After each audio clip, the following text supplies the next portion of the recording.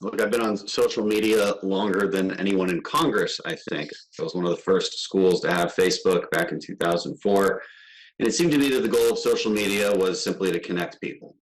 Now, the reason we're here today is because over time, the role of social media has expanded in an extraordinary way, and your power to sway opinions and control narratives is far greater than the US government's power ever has been.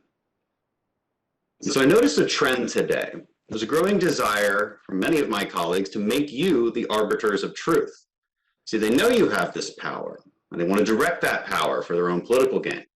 Mr. Zuckerberg, since Facebook was my first love, I'm going to direct questions at you, and this isn't a trick question, I promise. Do you believe in the spirit of the First Amendment, free speech, robust debate, basic liberal values? Yes, absolutely. See, my colleagues can't infringe on the First Amendment. The American people in their speech are protected from government, as they should be. My colleagues, this administration, they can't silence people they disagree with, no matter how much they want to. But I do think they want to. Just in this hearing, I've heard Democrats complain about misinformation, by which they clearly mean political speech they disagree with. They've complained today that Prager University content is still up. I've heard them accuse conservative veterans of being tinfoil hat-wearing extremists, and that opinions on climate change that they disagree with should be taken down. This is quite different from the Republican complaint that illegal content needs to be addressed. There's a growing number of people in this country that don't believe in the liberal values of free speech and free debate. I promise you, the death of the First Amendment will come when the culture no longer believes in it.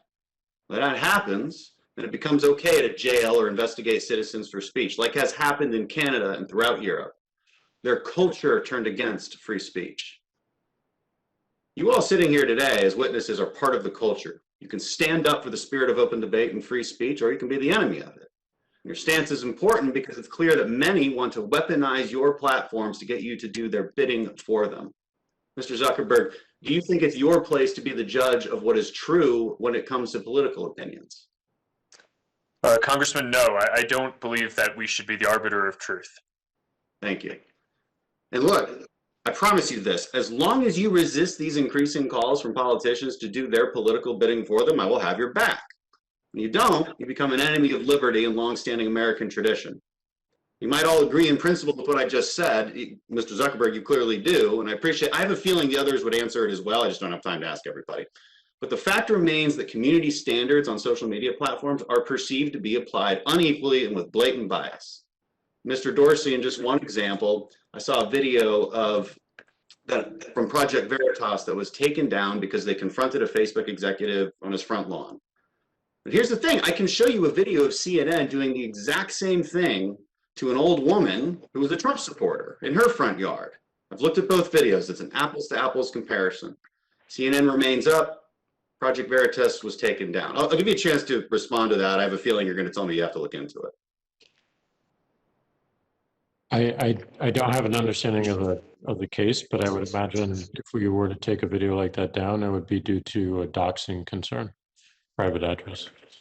The address was blurred out. You don't have it, and you don't have the case in front of you. I get that. The point is there's countless examples like this. I just found that one today.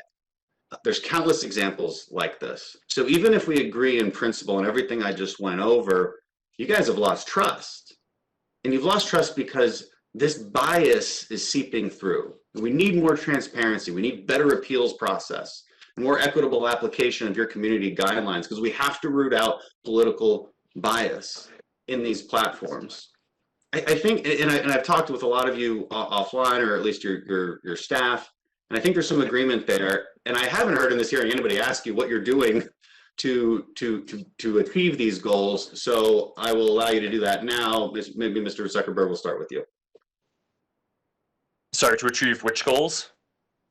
More transparency, more feeling that the better appeals process for content taken down, more equitable application of community guidelines. So for transparency, we issue quarterly community standards enforcement reports on what prevalence of harmful content of each category, from terrorism to incitement of violence to child exploitation, all the things that we've talked about, how much of it there is and how effective we are at finding that, and stats around that. For appeals, the biggest thing that we've done is set up this independent oversight board, which is staffed with people who all have a strong commitment to free expression, for whom people in our community can ultimately appeal to them, and that group will make a binding decision, including overturning several of the things that we've taken down and telling us that we have to take them, that we have to put them back up, and then we respect that.